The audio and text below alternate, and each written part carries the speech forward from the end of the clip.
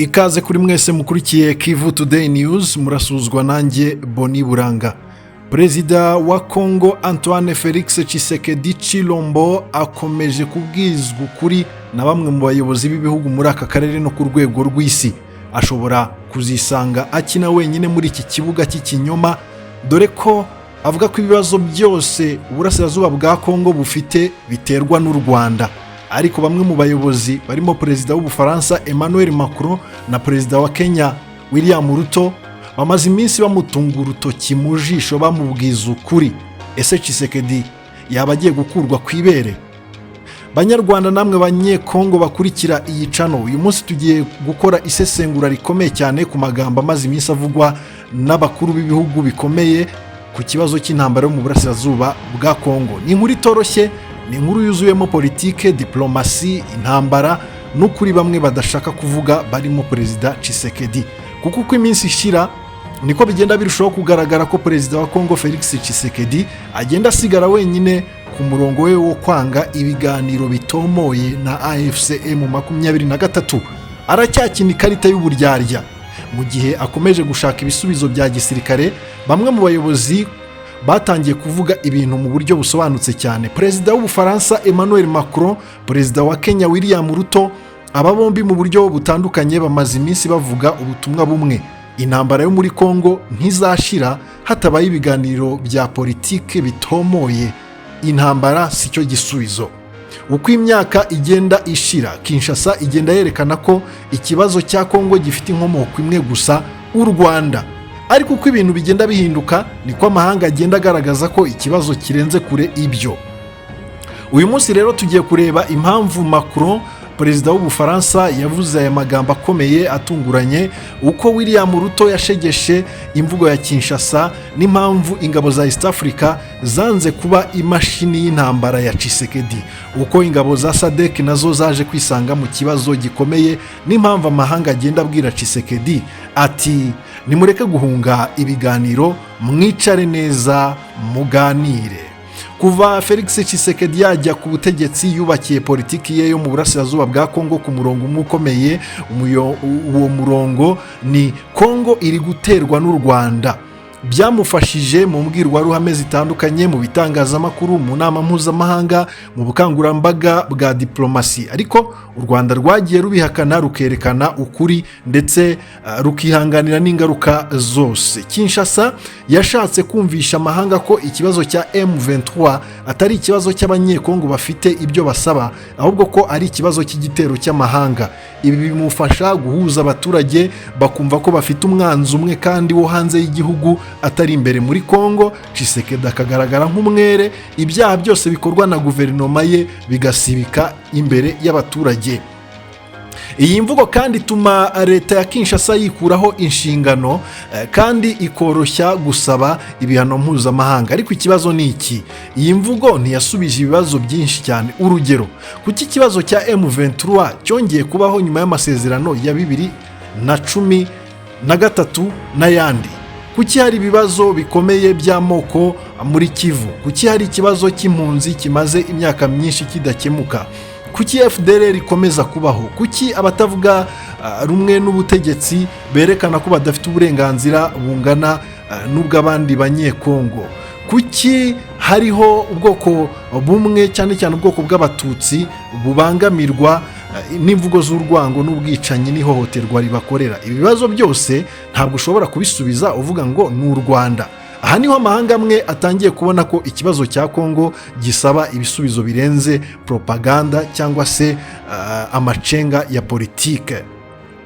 Perezida Macron ati nimuganire na M23. Perezida w'Ubufaransa amaze igihe agaragaza ko ikibazo cya Congo kidakemurwa n'amasasu gusa.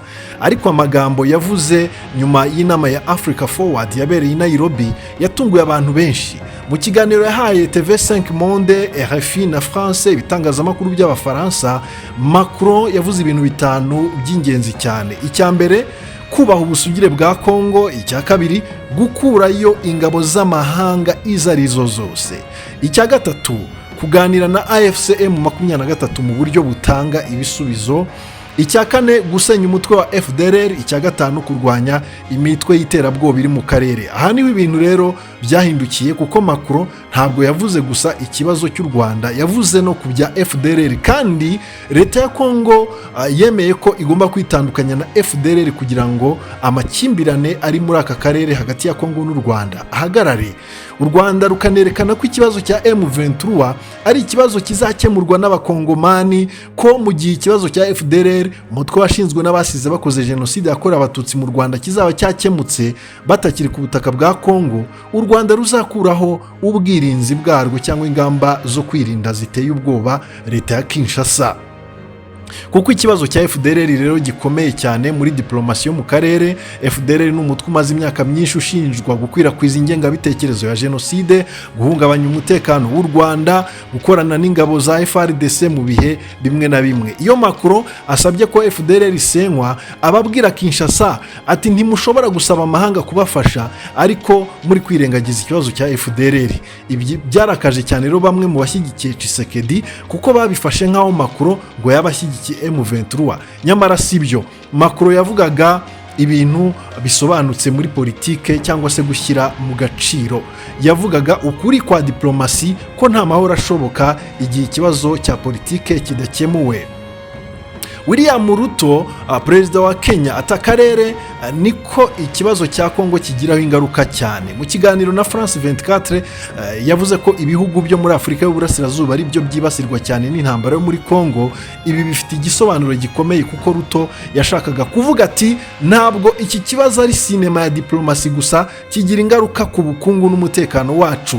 Kenya ihahirana na Kongo, ifite inyungu z'ubukungu mu karere, kandi umutekano muke muri Kongo ugira ingaruka ku karere kose, kuko Kongo ikora ku bihugu bitandukanye, Uganda, Burundi, u Rwanda n'ibindi. Niyo mpamvu Kenya yemeye kohereza ingabo za East Africa mu burasirazuba bwa Kongo. Izi ngabo za EAC zagiye muri Kongo zifite misiyo itandukanye n'iyo Kinshasa yashakaga. Zashakaga kugabanya imirwano, gutandukanya impande zihanganye no gushyigikira ibiganiro hagati ya leta ya Kinshasa na M23, ariko Kinshasa yashakaga ko bagaba ibitero bikomeye cyane bakarasa kuri M23.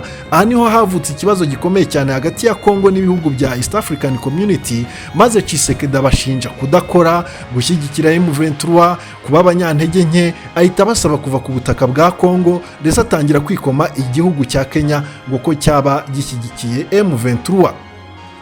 SADC nayo yahuye n'uruva gusenya ingabo z'umuryango wa Afurika y'Amajyepfo. SADC muri gahunda ya SAMIDRC bari bafite umurongo ukomeye wo gufasha igisirikare cya Kongo ku rugamba, ku buryo Tshisekedi yari yizeye yuko ibi byamufasha gutsinda. Ariko ntabwo ariko byagenze. Intambara yabaye ndende, gutsindwa ku ruhande rwa leta ya Kinshasa kuriyongera, morale iragabanuka, umujyi wa Goma urafatwa, izi ngabo zari zifitemo ibirindiro bikomeye zikurwa muri Kongo shishi itabona mu gisebo gikomeye. Bita bigaragarira isi yose ko umutwe wa M23 ufite imbaraga ku rugamba, kandi ko wakwifuza amahoro atashyira imbere intambara, ahubwo ibiganiro bihuza abakongomani bose nta kuvangura.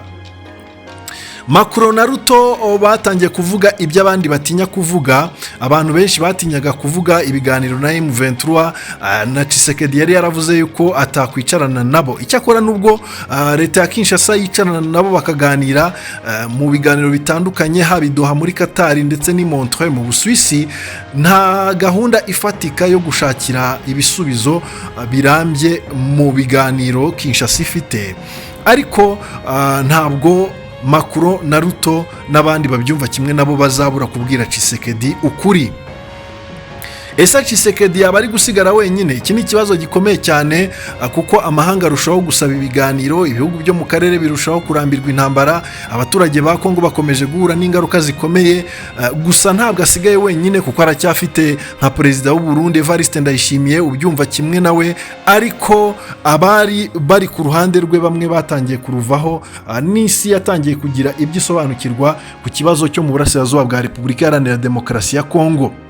Uretse kuba perezida Tshisekedi akomeje kwifashisha iyi ntambara nk'igikoresho cyo kugira ngo arebe uko yaramba ku butegetsi kandi ahindura itegeko nshinga, naho ubundi bigaragarira isi yose ko urugamba atarutsinda kandi ko ibibazo bitakemuka bidaciye mu biganiro. Ariko nanone igitutu cy'abatavuga rumwe n'ubutegetsi imbere muri Kongo cyatangiye guhaguruka, aho barakajwe bikomeye n'umugambi wa Perezida Tshisekedi wo gushaka guhindura itegeko nshinga ateganya mu minsi iri imbere. Amagambo yo kumwamagana aturuka hanze y'igihugu ashobora kuzivanga nayo kumwamagana imbere mu gihugu, hakaboneka n'abashobora kwifashisha intwaro nk'uko bikorwa na M23, maze hakaba habaho guhirika ubutegetsi ku ngufu, cyangwa se Tshisekedi agatuma igihugu gisa naho gicitsemo kabiri kubera imitwe itandukanye yaba iharanira ko ubuyobozi buhinduka mu burasirazuba bwa Kongo no muri Kongo muri rusange. Nsoreje ikiganiro nari nabateguriye, reka mbashimire cyane kuba mwari mugikurikiye, mwari kumwe nanjye Boni Buranga. Ibiganiro nakagaruka, reka mbashimire cyane kuba muri kumwe natwe. Abakoze subscribe ndabashimiye, abatarayikora namwe muyikore, musangize ibi biganiro abantu benshi batandukanye, muduhe ibitekerezo byanyu muri comment, mukande like. Ibiganiro nakagaruka, reka mbifurize umunsi mwiza.